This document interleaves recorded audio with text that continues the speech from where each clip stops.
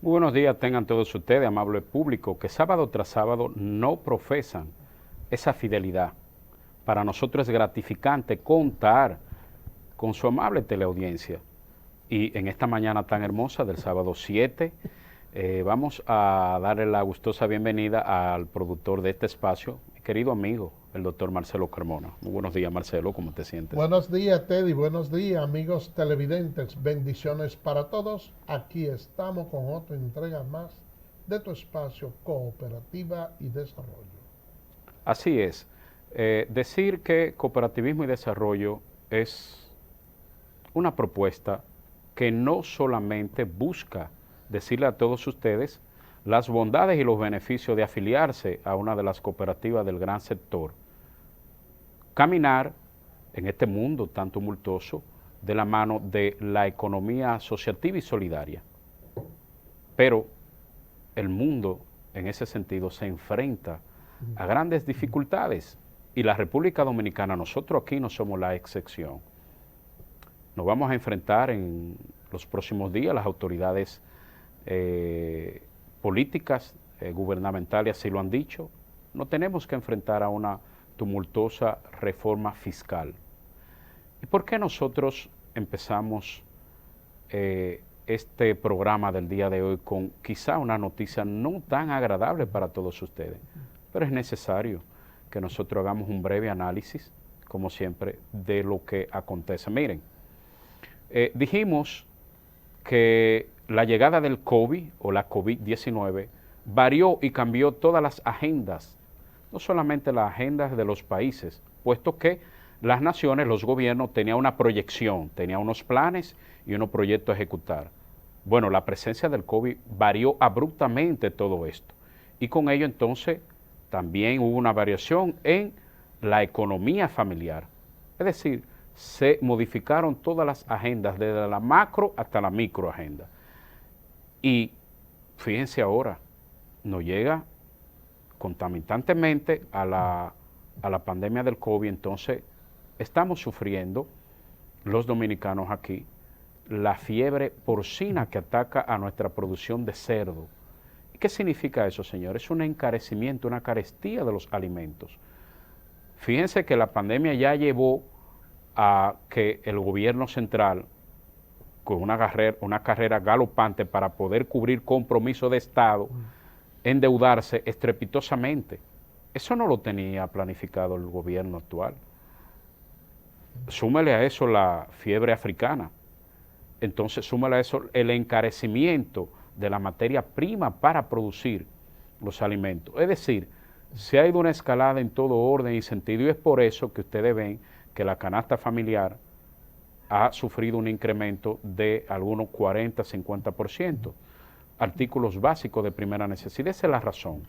Fíjense ahora cómo nos sobreviene esta difícil situación que ataca la producción de cerdo en la República Dominicana, poniendo aún más presión al gobierno central, porque cada productor de cerdo que se le obliga al sacrificio de su cría, de su crianza, tiene que ser indemnizado por el gobierno. Es decir, el gobierno tiene que buscar ahora unos recursos que no estaban ni siquiera planificados en su presupuesto ordinario, en su balanza, en todos sus compromisos. Entonces esa es la razón fundamental de por qué andan los alimentos en esta alzada. Y fíjense que aún así indicadores macroeconómicos indican que el país todavía es viable. Vamos a pedirle a Dios que nosotros también hagamos nuestro aporte y que reajustemos nuestras economías. Es decir, no podemos pedirle tanto a las madres de casa que tienen que enfrentarse a este combate día tras día, pero sí podemos modificar nuestros hábitos, nuestra conducta y actitud en cuanto al consumo. Para eso está Cooperativismo y Desarrollo, para darle a ustedes ese aliento. Y queríamos nosotros iniciar, Marcelo, con este análisis del por qué el gobierno central tiene que procurar con prontitud unos reajustes fiscales, que son Mira, más impuestos.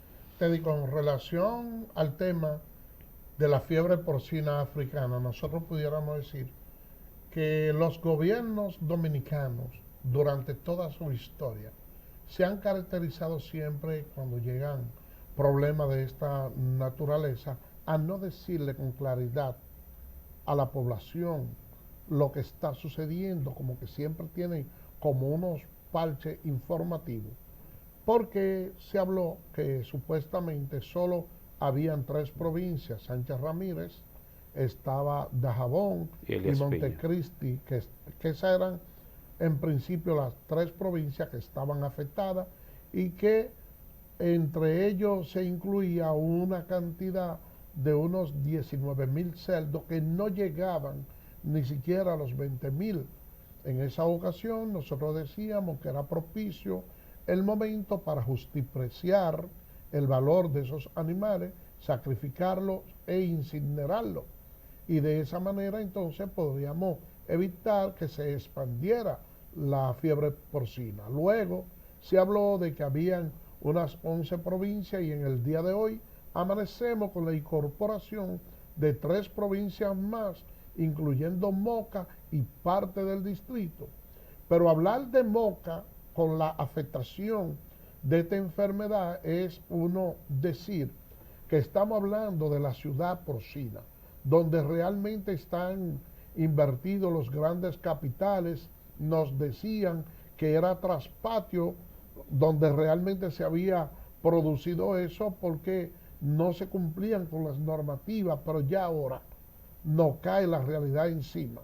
Y hoy se está hablando de que posiblemente hay unos 600.000 cerdos afectados, que ya eso naturalmente se sale prácticamente del control de las autoridades. Y esto que tú mencionabas, la incidencia que tiene el cerdo en la canasta familiar, y hay que decir que en el país hay un consumo per cápita de 90.000 toneladas de cerdo, y que ese sector genera 15.000 millones de pesos.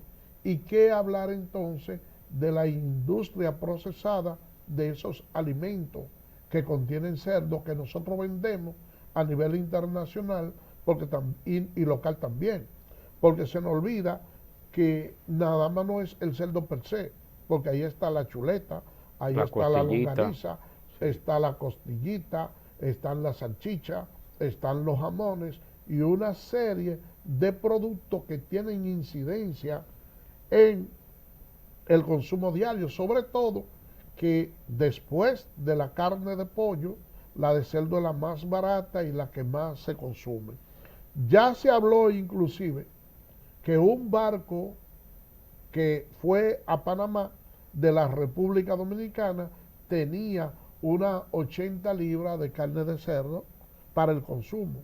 Como nosotros estamos en el ojo del huracán, hay organismos internacionales metidos aquí en el país fiscalizando esa situación, que es algo que hasta cierto punto me alegra. ¿Por qué?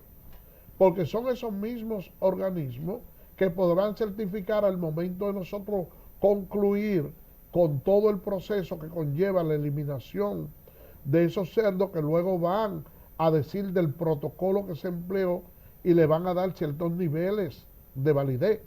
Ya en Haití hay una alerta sanitaria para que no reciban ningún tipo de producto porcino de la República Dominicana, y eso sí es verdad que nos pone contra la espada y la pared.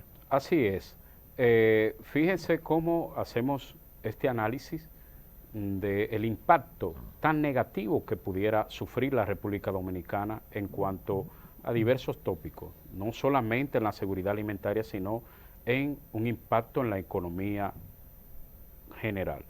Y señores, miren, cambiando de temas, el sector cooperativo es en la República Dominicana una realidad.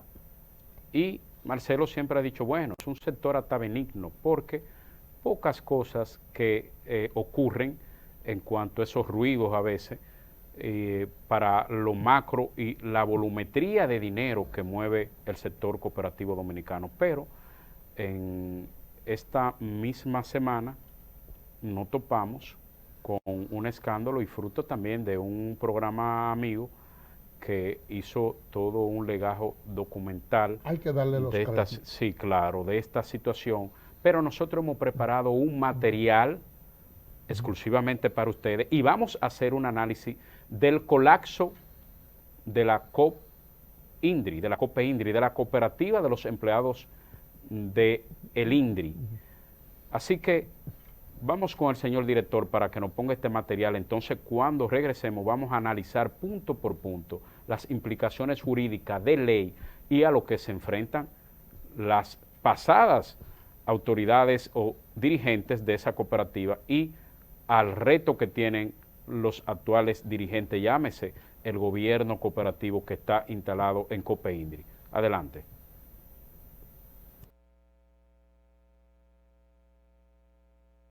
Me pusieron 3 meses para buscar el dinero. Un muchacho que le dicen Starling, trabaja allá, yo no sé si es de, ¿cómo le digo?, de secretario, no sé, es el que llena las solicitudes. Me dijo, tienen 3 meses. A los 3 meses volví, lo que me dijeron, no, aguántate. Después seguí trabajando en el INDRI, seguí ahorrando. Bueno, perdimos, ahora en diciembre me cancelan. Y vuelvo a retirar mi dinero, digo, pero como yo renuncié de la cooperativa, yo quiero que me den mi dinero. Esto está quebrado aquí, la ingeniera, la que está nueva, una señora de allá de Santo Domingo, me dice, no, esto está quebrado. Cuando el dinero entre, el capital, qué sé yo, quién me va, sectores privados me van a prestar, que inyerten, yo le devuelvo su dinero. Ya vamos para 8 meses en lo mismo.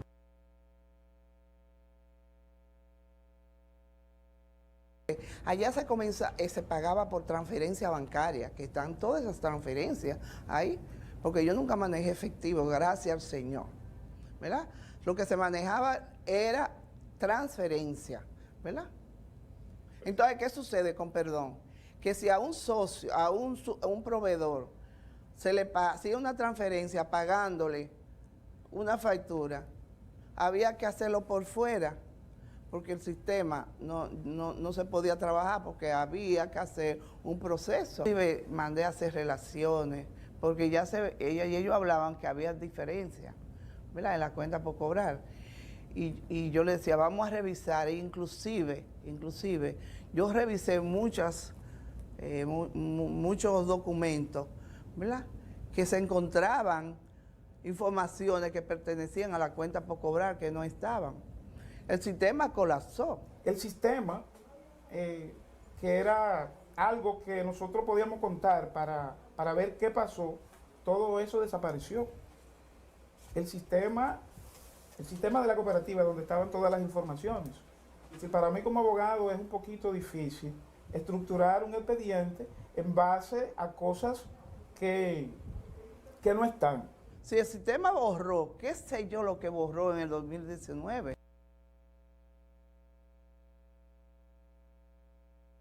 Nosotros no tenemos la capacidad de poder hurgar y enfrentar los problemas que se dan en la cooperativa.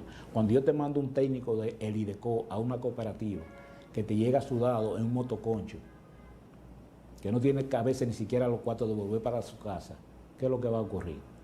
Que la propia cooperativa, cuando tiene problemas, le pone 2 pesos en la mano y resuelven el problema. La comisión de conflicto.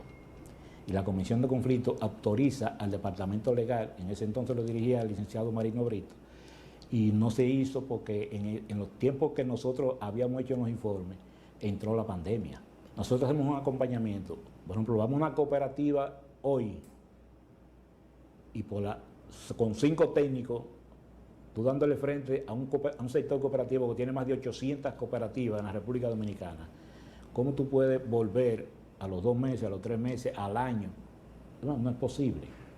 Entonces, es falta de recursos, falta de técnicos que puedan darle respuesta a la demanda de servicios que necesitan la cooperativa por parte del IDECO.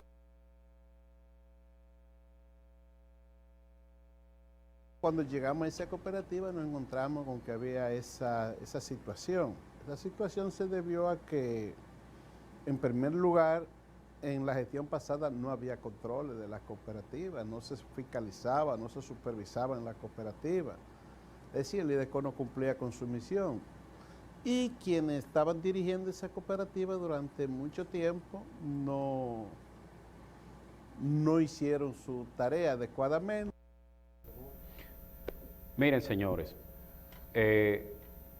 ahí vimos un pequeño infomercial de opiniones de estos actores principales, tanto del órgano regulador, el IDECO, como de dirigentes y la gerente de COPE-INDRI. El primer análisis que vamos a hacer es el del socio que habla en representación de una base social de más de 500 socios. Ha ocurrido un desprendimiento y una cooperativa que anda por alrededor de 200 y pico de socios. Señores, se han sustraído de sus arcas 62 millones de pesos dominicanos. Es el sudor de cada empleado del INDRI. Entonces nosotros tenemos una responsabilidad de decirlo aquí. Ahí debe de haber una implicación penal. Lástima que la ley 127/64 no es ambigua, es vaga en ese aspecto y no tiene esa capacidad coactiva compulsiva. Y el IDECOP, como es un instituto, y su nombre lo dice, una institución técnica, formativa, educativa, que fiscaliza la cooperativa, es verdad, no tiene tampoco ese mecanismo de acción. Ahora, ese socio que dice, miren, tengo unos ahorros de 20,000 pesos, es mi dinero, es mío, y hay que dármelo. La ley establece que cuando un socio se le dan de baja de la cooperativa o por propia voluntad decide salir de ella, entonces se establece un plazo para entregarle sus haberes, ¿de acuerdo? Después de pasada la asamblea y que se vayan a repartir los excedentes y esté todo limpio, entonces se le entrega los haberes al socio, de modo y manera que no se le puede suprimir ese derecho. Aún no sea empleado del INDRI, tiene derecho a que se le entregue su dinero, que es fruto de ese esfuerzo. El segundo actor de este infomercial que le pasamos de este material que habla es la ex gerente general. Pero, ¿y cómo ella dice que cómo que el sistema borró? Y que ella hacía transferencia, gracias a Dios, pero una transferencia es un dinero que se le pone a alguien.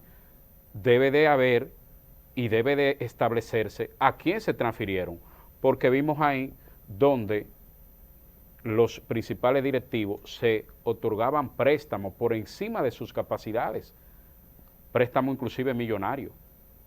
Entonces, ¿quién palanquea? ¿Quién pone el dinero? ¿Quién acciona? La gerente. Miren, nosotros no estamos diciendo que exista culpable o no, eso lo va a determinar un tribunal ordinario en la República Dominicana. Porque ese grupo de ex socios que están afectados saben que pueden contar con nosotros, con Carmona y conmigo, somos abogados. Y en este tema, precisamente abogados cooperativos, nos podemos constituir en la defensa para resolver esa situación. 2. Ahí habla el exdirector de asistencia técnica del IDECO. Y él dice que la cooperativa, ustedes lo escucharon de viva voz, tenía un problema de que cuando mandan, pero se le olvidó y él dice que para la intervención de una cooperativa es la comisión de conflicto. No, señor. No. No, señor. Es el consejo técnico de IDECO. Es ese órgano que analiza y pone en manos del presidente administrador y asistencia técnica junto con el departamento jurídico legal, interviene y son los articulados 161, 62 y 63 de la ley de aplicación, del reglamento de aplicación de esa ley 127/64 que manda y que dice cuál es el camino, cuál es la ruta para intervenir una cooperativa. Lo primero que se hace es poner un gerente interventor de parte de IDECO que no puede ceder su trabajo para organizar todos los procesos más de 6 meses. ¿Y esto por qué? Porque usted no puede quedarse administrando dinero de los socios. Usted no puede. O sea, IDECO entra. Ahora, hay una debilidad tan grande en la ley que cuando se produce el proceso de intervención, ¿qué hace IDECO? Que blinda, laquea lo que encuentra. Ahí en esa cuenta lo que habían 5,700 pesos, señores, de 62 millones de pesos. Es una locura, un abuso. Es un robo, un dolo. y nosotros nos llena de impotencia porque es dinero de socios, de No, y por personas el sector, infelices y del sector. Porque el sector se desacredita, pero ahí ha habido fallos. Pero déjame seguir analizando, Carmona, para Sí, que tú está entiendas. bien.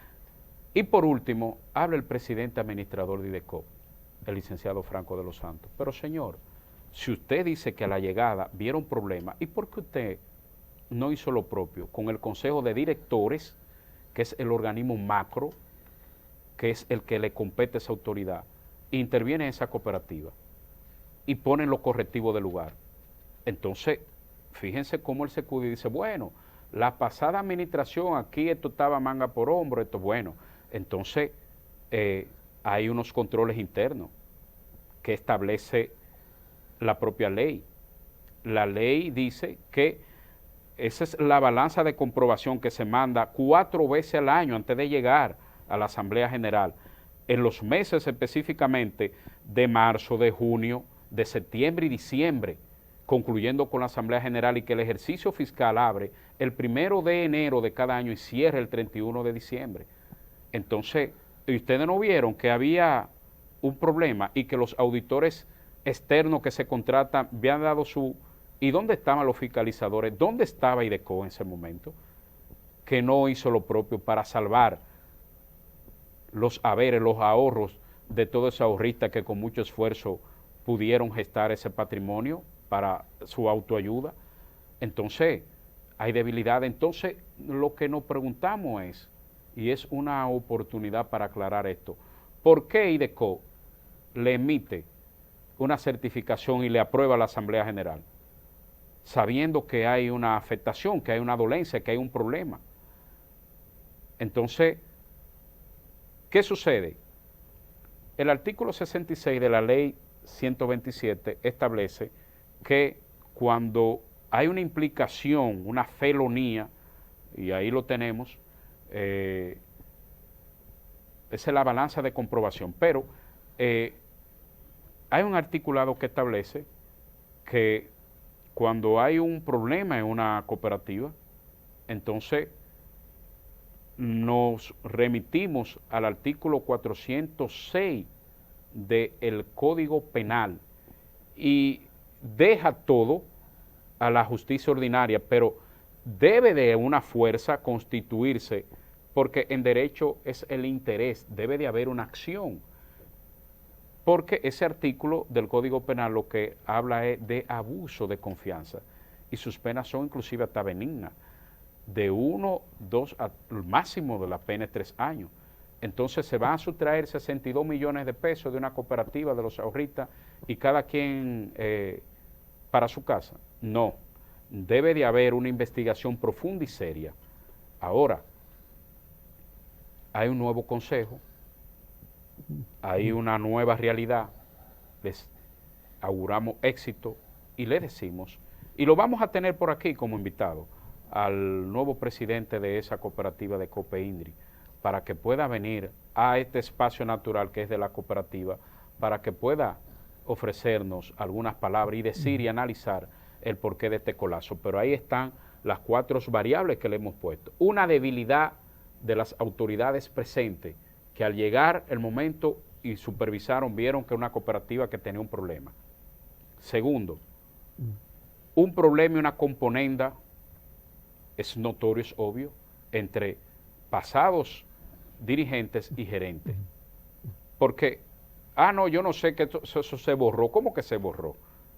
Porque usted tiene que decir, porque usted está regenteado, usted cobra un salario todos los meses para eso. Una debilidad en cuanto a la supervisión y fiscalización que le hemos dicho. Esa balanza de comprobación tiene que llegar 4 veces al año y esos fiscalizadores verificar lo que sucede. Y por último, señores, un defraudo enorme, cruel e inhumano al sector. Y esto es una advertencia, un llamado, lo que está pasando ahí, a los gerentes actuales y los directivos actuales de todo el sector cooperativo. Es verdad que son honestos, que pocas cosas que se hacen. Y queríamos nosotros hacerle este breve análisis de la situación de una cooperativa que hoy sufre un descalabro abrupto fruto de un mal manejo inconsecuente y hasta malsano, si se puede decir. De modo y manera que este programa está comprometido con la defensa del sector y de ustedes los cooperativistas. El sector aún es fuerte, tiene gente honesta y seria, me consta, y vamos a seguir haciendo lo propio para que el sector cada día sea más fuerte, pero cuando se produce este tipo de barbaridades, entonces tenemos que elevar a nuestra enésima potencia nuestra voz. Así que, sin más preámbulo, Carmona, creo que tenemos que irnos a una pausa. Mira, Teddy, antes de irnos a la pausa, hay que destacar que en ese conflicto hay, pudiéramos decir, se compromete ciertos sectores, inclusive la falta de vigilancia y fiscalización del Estado. Como tú bien señalas en el artículo 66, el Estado tiene una vigilancia, y no solo el 66, en los artículos subsiguientes, 67 y cosas, que ellos mismos señalan que el Código Penal tiene una influencia que de carácter supletorio se aplica a esa ley. Lo mismo el Código Civil. Y te voy a decir algo. Cuando llegan las autoridades, el único eximente que uno pudiera decir en términos inmediatos es el poco tiempo que tiene el nuevo director del IDECO. Pero entonces él entra en cierta contradicción cuando dice que cuando él llegó se enteró de que habían algunas irregularidades. Inmediatamente se producen esas irregularidades, señala el artículo 67 de la ley, él debe de informarle al consejo directivo de esa cooperativa, ponerlo en alerta y debe de intervenir. Exacto. Entonces, no es que se pueden esfumar esa cantidad de dinero así y ahora se lo vamos a atribuir nada más al mal manejo que le dio esa directiva. No, hubo falta de fiscalización por parte del Estado y esa es una situación que en el día de hoy, por lo menos la misma ley le da la facultad para ellos ir tomando algunas medidas cautelares que garanticen el derecho y los recursos de esos afiliados a esa cooperativa. Así, Carmona, nosotros es justo irnos a una breve pausa comercial y cuando retornemos venimos con mucho más contenido interesante aquí en tu espacio Cooperativismo y Desarrollo.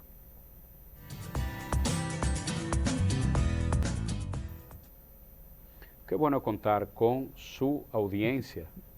Es gratificante saber que ustedes están aquí esperando este espacio que es de ustedes, que se ha vuelto parte de ustedes, Cooperativismo y Desarrollo. Miren, el gobierno dominicano, en la cabeza del presidente Luis Abinader, sorprendió en el día de antier con el primer bono entregado para el plan de vivienda feliz. Y magnífico, pero nosotros, son 69,000 viviendas que pretende el gobierno dominicano construir para paliar el déficit habitacional. Ahora, nosotros el año pasado, en febrero, hicimos una breve propuesta por el periódico El Cooperador. Ahí está, ante el Plan Nacional de Vivienda, una propuesta, anticipándonos lo que ya había de llegar. Hicimos esa propuesta, escribimos todo ese artículo para El Cooperador, el órgano de difusión del CONACOP. Ahora bien, ¿en qué consiste brevemente? Y lo vamos a decir, lo vamos a detallar esto. En esa ocasión, y está patentizado ahí, motivamos a que el gran garante de que se construyan y que se financien las viviendas sea el sector cooperativo y que podíamos clasificar para hacerle crédito a esa gran masa social que ha de adquirir su nueva vivienda, subdividirlo en las 3 renglones que tiene el sector cooperativo, en las cooperativas grandes, en las cooperativas medias, en las cooperativas pequeñas. Y en esa ocasión dividimos un porcentaje equitativamente, confiriéndole básicamente el 50% de las personas que el gobierno iba a ayudar a calificar con ese primer bono. Y no vamos a decir lo que es un bono, señores, es la supresión de todos esos impuestos que tienen que pagar para adquirir y ese primer pago y todo eso. Ahora, es un dinero que el gobierno saca de sus arcas y que tiene que pasarlo a una entidad, porque nada es regalado. Ahora, qué bien si pudiéramos poner ese dinero de ese primer bono en todas las cooperativas dominicanas y hacer el socio que no adquiriente de esa vivienda, hacerlo socio de una cooperativa. Y entonces el bono se queda como un recurso activo en el segmento de los aportes o las aportaciones, que son unos ahorros inamovibles, que el socio no lo puede sustraer. Queríamos hacer es más profundo lo que hemos escrito allí, y por asunto también de tiempo, pero sí fuimos contestes. Y por otra parte, anticipamos también, y tenemos ahí una patentizado, precisamente al mediado del año, a raíz del nuevo instalación del gobierno, de lo que pudiera ocurrir en las cooperativas del sector gubernamental. Y miren lo que está pasando, escribimos una propuesta, Kelvin, el señor director, si está amable, a ver si me la puede poner, una propuesta, no, la propuesta de las cooperativas gubernamentales, cómo pudiéramos manejarla, y en esa ocasión dijimos que eran los gerentes que tenían, exactamente. El reto de las cooperativas gubernamentales, en ese le ofrecimos básicamente 2 artículos que pudieran coadyuvar a todo esto que está pasando. Y miren, le digo algo, señores, el problema no es mayor porque no se ha producido ese gran desprendimiento de empleados, esa gran cancelación como antes se hacía, que se arrasaba con todo, y por eso entonces las cooperativas gubernamentales no han tenido espacio para poder cotejar su balanza y poder cumplir los compromisos con cada socio que es cancelado y que tienen que darle sus haberes. En ese mismo orden, quiero referirme con mucho pesar, pero con una responsabilidad muy grande, de el fallecimiento en el día de ayer viernes del ex senador de la provincia de Elías Piña, mi provincia, Manuel Osías Arciniega. Ahí está, era un compartir que teníamos hace varios años y nos unimos al dolor que enfrenta la familia y la comunidad. Decir que Osías Arciniega es digno de que, aparte de que me ofreció su amistad, su cariño, su amor, que me acogió siempre y me vio como uno más de sus hijos, llevarle mi solidaridad a Manuel Ernesto, a Manuel Osías Arciniega, sus hijos, Alejandro Arciniega, a Carol y a todos sus parientes. Realmente que la sociedad dominicana fue un hombre de un bajo perfil, pero que hizo mucho. Tanto es así que en la década de los 80 estableció una compañía de transporte grandísima, Transportes Osía, y fruto de ello, cientos de jóvenes elías piñenses de pocos recursos pudieron concretizar sus estudios universitarios y son profesionales de avanzada, porque él lo acogió todo ahí en el 12 de Jaén en sus empresas. Eso es loable. Ese hombre hizo de sus empresas una cooperativa abierta. Cientos de elías piñenses hoy tienen una vida digna, un título, y andan desarrollándose por la vida con dignidad por esa mano solidaria, amiga, de Osías Arciniega. Pero también, Carmona, saliendo de ese pesar que me embarga en lo personal, tenemos que decirle al país de Marilady Paulino. Paulino, que es una muchacha que tiene un potencial bastante fuerte.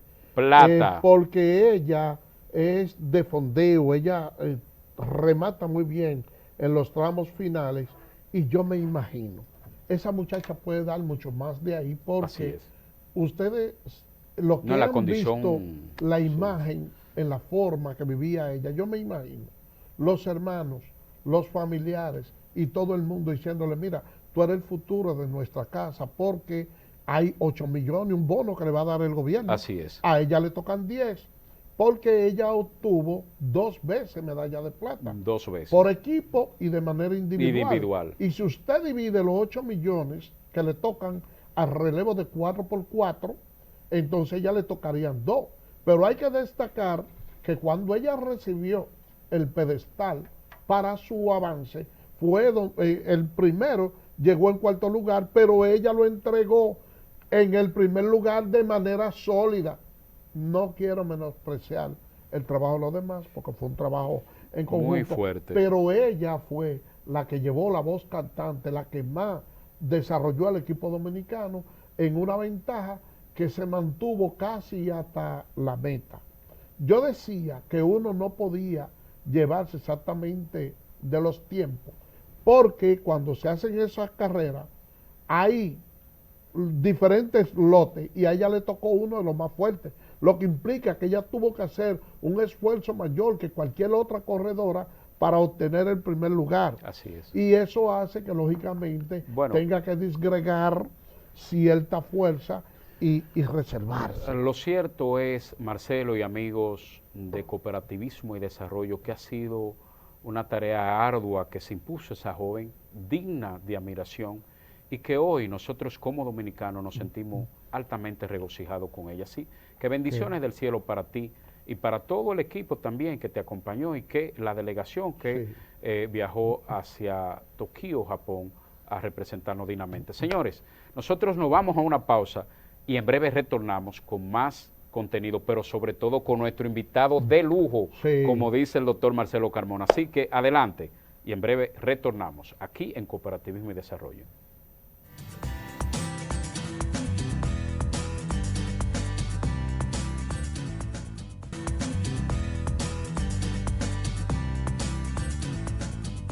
Gracias por permanecer con nosotros en su espacio Cooperativismo y Desarrollo. Y para nosotros esta mañana es, como dice el doctor Marcelo Carmona, una mañana de lujo con un invitado de lujo. Nosotros tenemos la gratísima presencia aquí en Cooperativismo y Desarrollo de Isaías Martínez.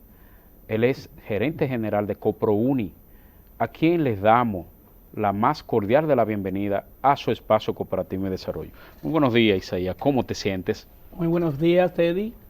Buenos días, Marcelo Carmona. Para mí es un grato placer encontrarme en este prestigioso espacio que prestigia, valga la redundancia, al sector cooperativo y que está pasando a ser un espacio de referencia nacional para todo el sector. Mira, el placer es nuestro, Isaías. Y la verdad es que nos sentimos muy satisfechos contigo. Y antes de irnos a dar todos los elogios que merece tu investidura, yo prefiero ganar tiempo y picharte como lo hacía Pedro Martínez, adentro y pegado. ¿Cuál es tu opinión con relación al conflicto que hay en COPE-INDRI? Bien, nosotros hemos leído de manera detenida el conflicto que subyace en esa cooperativa. Sin embargo, nosotros siempre hemos atribuido a que ese tipo de situaciones, que aunque son pocas, se presentan en algunas cooperativas, se lo atribuimos principalmente a que el organismo regulador, que es IDECOP, lamentablemente carece de la fortaleza en materia de personal para que de manera continua visiten y fiscalicen a cada una de las cooperativas que componen el sector. Entonces, no es verdad, Carmona, que IDECOP, enviando una vez al año un personal de por sí limitado a cada una de las cooperativas, va a poder tener un control estricto sobre las operaciones que llevan esas cooperativas. Y entonces hay que verlo en ese tenor. Pero también yo me pregunto, ¿y no existía un consejo de vigilancia en esa cooperativa que fiscalizara a lo interno el manejo de efectivo y las operaciones en todos los órdenes que allí sucedían diariamente? Entonces, como decía el compañero Teddy, ya esto se va a salir de la mano y lamentablemente la regulación del IDECOP y las sanciones que prevé en la ley 127-64 son muy benignas, por lo que eso deberá pasar al plano penal del sistema judicial dominicano. Así es. Mira, realmente que fruto de la pregunta de Carmona y tú dando esta magistral introducción, realmente nos satisface estas luces que tú tienes y este entendimiento del sector. Para nadie es secreto que, como ya lo hemos dicho, la regulación llega 4 veces en el año. Esa es la balanza de comprobación que los técnicos fiscalizadores exigen de la cooperativa. Ahora, como tú has dicho, el sector ha crecido tanto y IDECO se ha quedado tan pequeñito que han tenido que suprimir los procesos ordinarios de fiscalización y llevarlo a 1 año.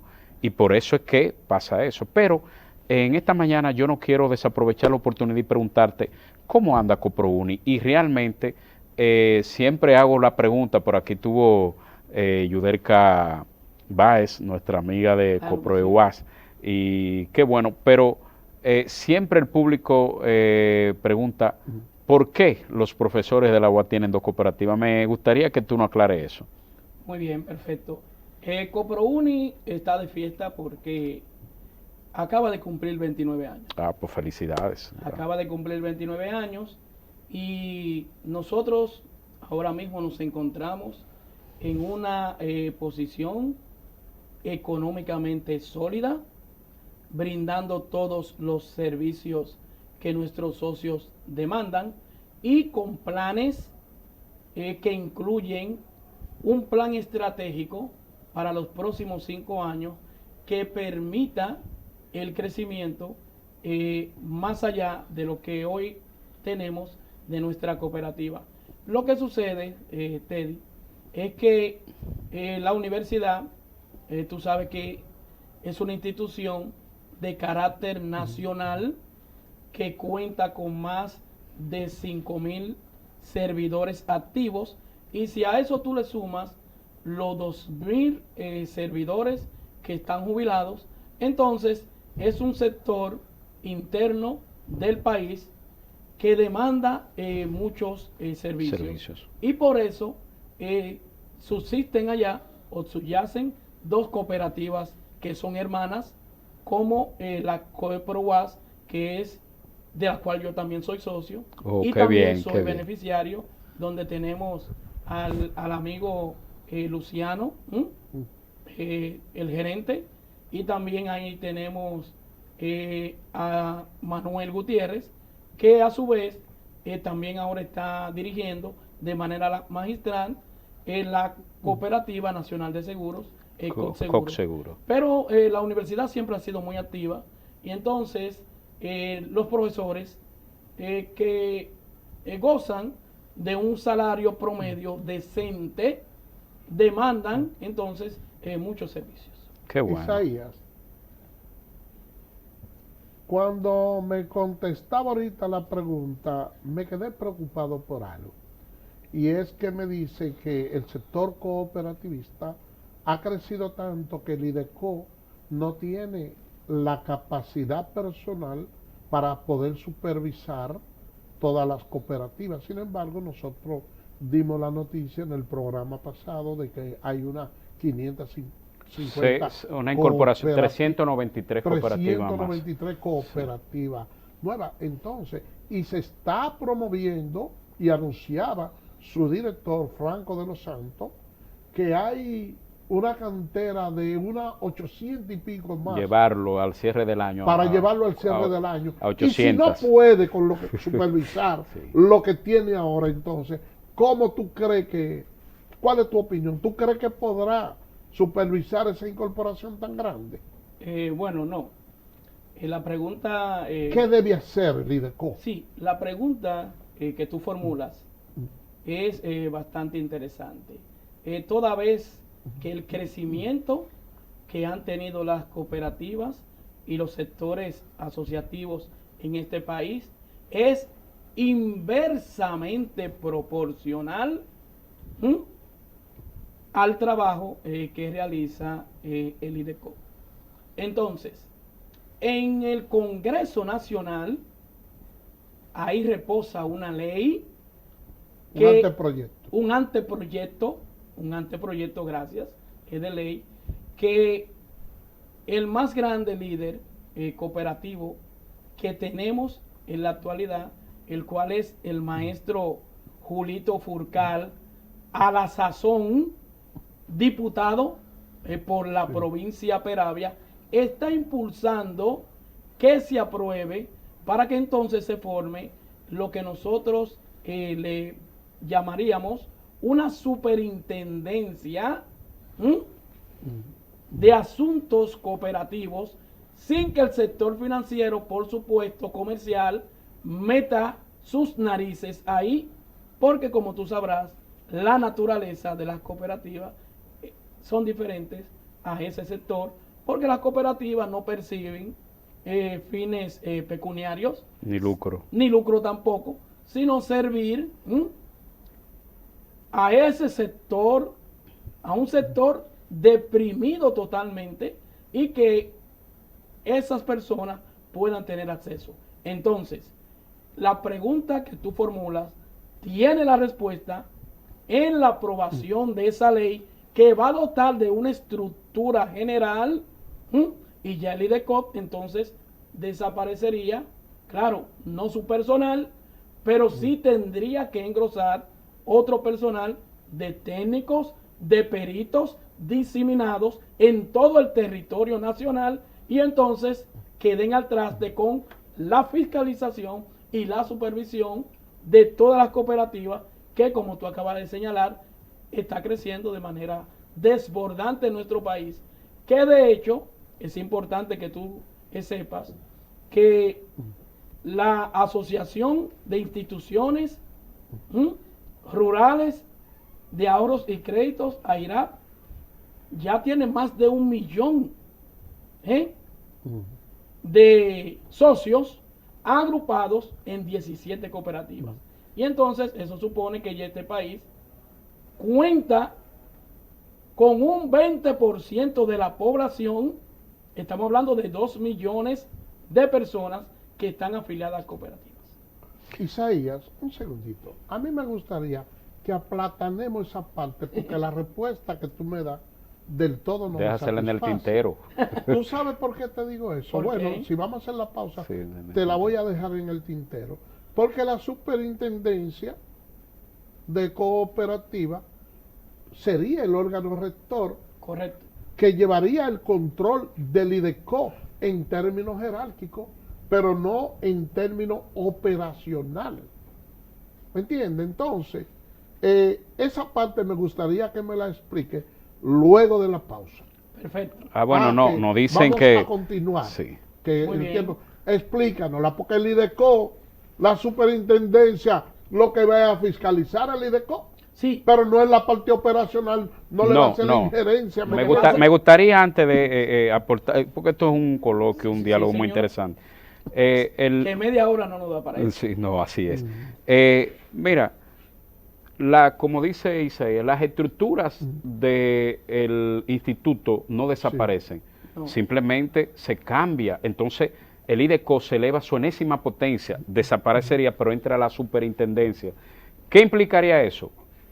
Un mayor presupuesto, correcto, la obligación de emplear los profesionales y las capacidades y los talentos, porque el Banco Central... ¿Está mal empleado el término de superintendencia? No, Carmona. Sí, claro, está mal empleado. El término, la terminología de superintendencia está mal empleado, porque las superintendencias son organismos superiores que lo que hacen es vigilar, como los grados de jurisdicciones, por ejemplo, sí. Es vigilar, pero si tú lo vas a poner a competir con el IDECO, es una sustitución. No, lo que pasa es que adicional a eso, la parte educativa formativa del instituto queda apéndice a la superintendencia. Es decir, hay un rol de doble. fiscaliza, supervisa, pero también la parte educativa no desaparece. La integración es hacer un músculo mayor, Eso es más correcto, fuerte. eso es correcto. Entonces, sí, sí. Una mire, unión, vamos a decir, dual. Sí, claro. Dual, y entonces, pero ese proyecto tiene también otras ramificaciones. Hay que estudiarlo, y hay que estructura. conocerlo. Correctísimo. Lo cierto es, mira, que lamentablemente el tiempo y me da, qué sé yo, no hemos podido desarrollar tan importante presencia tuya aquí como no hubiésemos querido y que este público también. Pero la invitación está abierta. Señores, hemos llegado realmente, tristemente, así, a la parte final de este espacio cooperativo y desarrollo, no sin antes darle las gracias a Isaías Martínez, que ha sacado de su tiempo para venir a platicar con nosotros y decirles a ustedes que tengan un buen fin de semana y que será el próximo sábado donde nos encontraremos en otra entrega más de cooperativismo y desarrollo. Así que hasta la próxima. Bye bye.